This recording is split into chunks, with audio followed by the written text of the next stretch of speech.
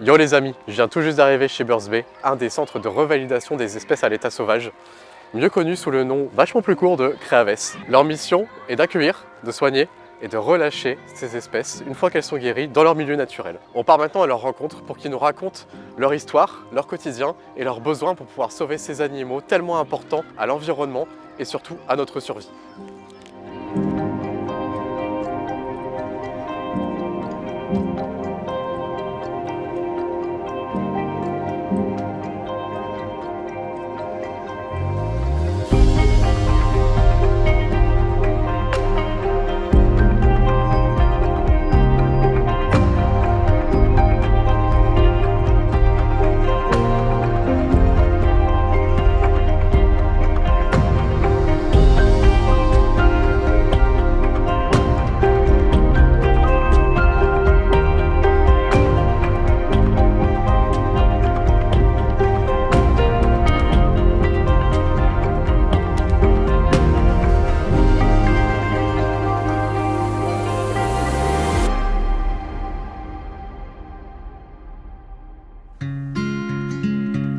Bonjour, bienvenue à Birds Bay, au Bois des Rêves, à Ottignies. Nous sommes ici donc dans le bois depuis maintenant une quinzaine d'années. Avant, on se situait à La Hulpe. Moi, c'est Bénédicte, voilà. Je suis ici bénévole depuis presque 9 ans et maintenant, je suis vice-présidente depuis 6 mois. Avant ça, je faisais déjà partie du conseil d'administration et de l'AG. Les gens qui trouvent un animal chez eux dans leur jardin en détresse, qui ne vole plus ou un hérisson en pleine journée, des choses qui ne sont pas normales, ils nous téléphonent. Suite à ça, on leur dit ce qu'il faut faire et puis ils nous l'apportent ici. Voilà, maintenant je vais vous montrer où l'accueil se fait quand la personne nous apporte l'animal et ce qui va suivre. Voilà, ça se passe par là. Pareil ici. Birds Bay est un Créaves. Donc nous sommes repris comme centre de revalidation des espèces animales vivant à l'état sauvage. Donc comment se passe l'accueil d'un animal à Birds Bay? Eh bien c'est très simple, les gens nous l'apportent et ensuite nous prenons l'animal et nous l'emmenons directement à l'infirmerie afin qu'il soit diagnostiqué. Mais il est très important aussi que nous notions les références de l'animal ainsi que les coordonnées des gens qui viennent nous déposer l'animal parce que nous avons des subventions et nous devons absolument respecter certains critères. Il y a aussi d'un point de vue sécurité, c'est que nous allons simplement avoir les coordonnées des gens au cas où l'animal présenterait une pathologie plutôt dangereuse et on pourra du coup prendre les devants avant d'éviter la catastrophe. Petit détail qu'il ne faut pas oublier, à Birds Bay, nous ne pouvons pas accueillir les animaux domestiques comme les chiens et les chats. Mais maintenant, nous allons parler un peu plus bas parce que ici, juste à côté de moi, il y a la zone de quarantaine où certains animaux qui ont une suspicion sont entreposés afin d'être soignés. Bonjour, alors moi je m'appelle Héloïse, je suis bénévole ici depuis 8 ans. Et ici je vais vous montrer en fait comment on va faire l'examination d'un animal qui arrive chez nous. Alors voilà, je vais ouvrir, on va voir. Donc ici on a une tourterelle turque. La première chose que je vais faire donc c'est examiner son corps, voir comment elle va. Ici on peut voir directement qu'elle a des plumes qui lui manquent à l'arrière, donc au niveau du croupion. Donc je vais examiner ses ailes, voir si elle n'a pas des fractures et aussi regarder à l'intérieur de son bec, voir si elle n'a pas une quelconque maladie. Bon, les tourterelles sont assez stressées, mais voilà. Ok, donc ensuite on va la peser. C'est très important pour savoir avoir un suivi de son poids au cas où si elle perd un peu de poids durant son séjour.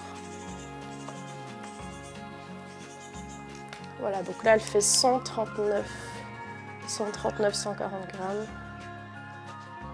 Voilà, donc là ici je vais noter sur sa fiche son poids, donc elle faisait 139 grammes. Elle va recevoir des antibiotiques et des anti-inflammatoires car elle s'est fait donc attaquer par un prédateur. Quand on a un chat, on donne d'office des antibiotiques au cas où une bactérie pourrait se développer. Alors voilà, là j'ai posé un diagnostic, maintenant ça va être au tour de l'assistante vétérinaire de lui prodiguer les soins nécessaires. Bonjour, alors je suis Ingrid, je suis assistante vétérinaire ici depuis 1 an. Je vais regarder un petit peu comment va notre petite tourterelle qui est un peu stressée là, donc on va regarder ça. En fonction des, voilà, des blessures qu'il y a, là je vais mettre un peu d'isobétadine savon pour toujours bien nettoyer les plaies d'abord. Ensuite après je mets de l'isobétadine dermique. Alors ce sont toujours des doses qui sont diluées parce que les animaux ont une peau très sensible et c'est assez irritant l'isobétadine. Donc ça permet en général la dilution permet moins d'irritation au niveau de la peau. Et puis ensuite, je mets là une crème antibiotique et cicatrisante qui va aider vraiment. Et ça, ce soin-là va être fait régulièrement, le temps que la cicatrisation se fasse et que la peau redevienne la plus belle possible.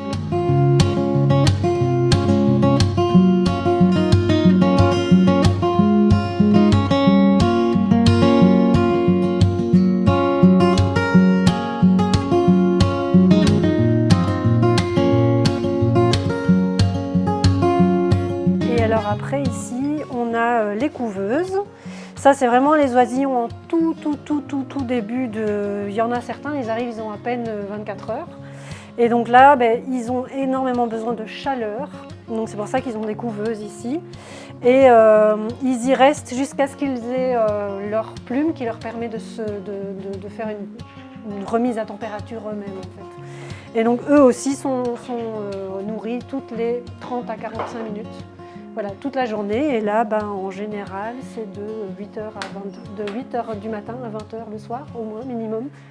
Parce que dans la nature, c'est à partir du moment où le jour se lève jusqu'au moment où on va se coucher.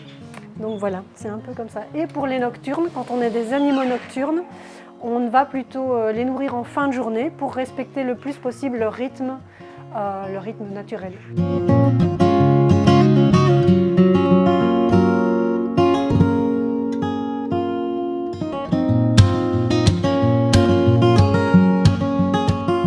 Alors ce hérisson, il a été probablement pris soit par une tondeuse ou une débroussailleuse.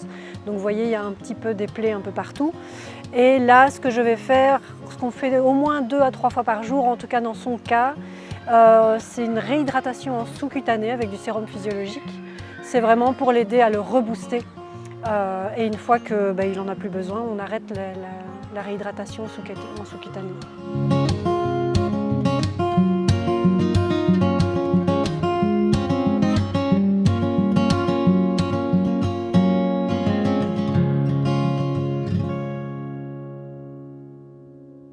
Alors ici, on a l'enclos des hérissons. C'est la dernière étape avant qu'ils soient relâchés. Ils passent quelques jours à l'extérieur, histoire de se remettre dans le rythme jour-nuit. Parce que quand ils ont passé du temps, parfois plusieurs mois dans l'infirmerie, ils sont un peu déphasés parce qu'on les dérange, entre guillemets, pendant la journée, puisqu'on doit faire leurs soins pendant la journée.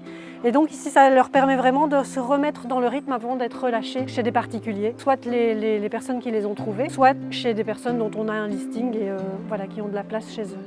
Alors les soins des hérissons, ça se passe comment? Ça va dépendre un petit peu du type de lésion. Donc en général, un hérisson qui rentre en infirmerie, le jour de son entrée, ça prend plus ou moins 1 heure, 1 heure et demie de soins en fonction des lésions. Mais quand c'est la grosse saison, on a des gros soins à faire. Donc ça prend 1 heure, 1 heure 30 de soins, s'il y a des asticots à retirer, des choses comme ça. Et ensuite, il y a des soins journaliers et chaque hérisson est pesé. Le poids nous permet d'avoir vraiment... C'est un des seuls éléments qui va nous permettre de voir l'évolution de l'animal s'il évolue bien ou pas.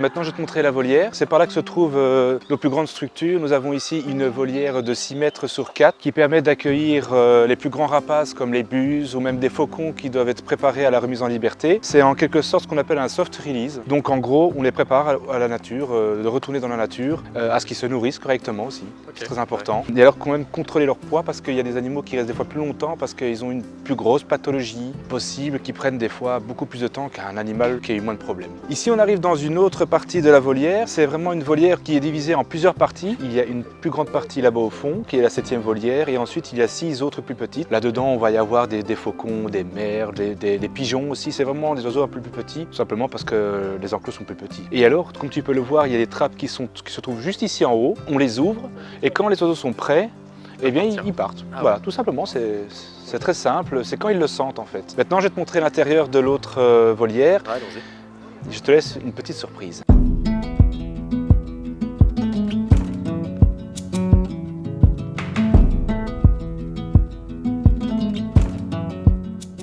Donc tu vois ici, ça c'est la configuration classique. C'est tout ce qui est le plus simple. Il y a juste des bouts de bois pour se poser, des petits endroits à terre parce que les oiseaux qui malgré tout ont des difficultés à refaire leurs plumes. Alors on est obligé qu'ils soient quand même un peu en hauteur parce que bon, il n'y a rien à faire, il y a de l'humidité. Ouais. C'est super important pour leurs plumes et tout ça, quoi. Bien, suis-moi. On va passer dans l'autre ici.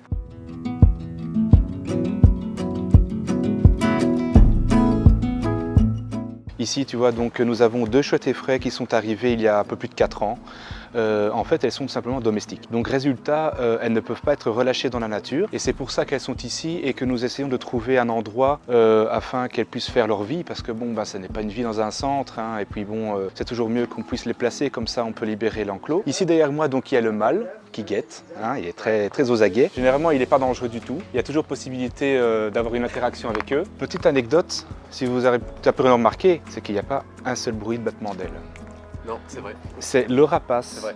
le plus silencieux du monde. On doit aussi faire attention au niveau des œufs parce que, évidemment, en tant que créavès, on ne peut pas avoir un élevage ici. Voilà, donc c'est délicat et surtout que ça va être un jeune qui va venir ici et qui ne pourra pas être relâché parce que c'est un animal qui n'aura pas appris à chasser. Donc c'est très important à ce niveau-là. Donc ici, nous avons aussi 2 faucons pèlerins et la particularité de l'une d'entre elles, c'est que c'est la plus âgée de Belgique.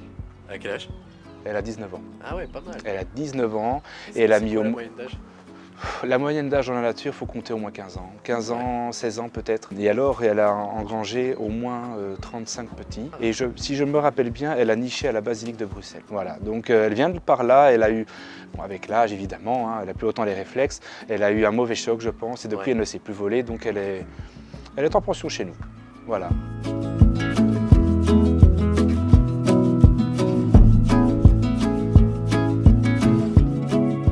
Pour que Birds Bay fonctionne, nous avons besoin de dons pour pouvoir acheter de la nourriture, des médicaments et également du matériel, comme les volières par exemple. Ici derrière nous, nous avons construit une volière grâce aux dons de personnes qui viennent apporter les animaux ou qui versent de l'argent donc sur notre compte Birds Bay. Ce sont nos bénévoles qui ont construit la volière avec ces dons. Maintenant, nous avons aussi d'autres dons comme les subsides qui viennent de la région wallonne et de la province, qui ne sont jamais naturellement suffisants pour pouvoir suppléer à tout ce dont nous avons besoin. Nous avons également une vétérinaire et une assistante vétérinaire qui sont employées ici. Donc pour ça, nous avons reçu aussi donc des dons d'une association.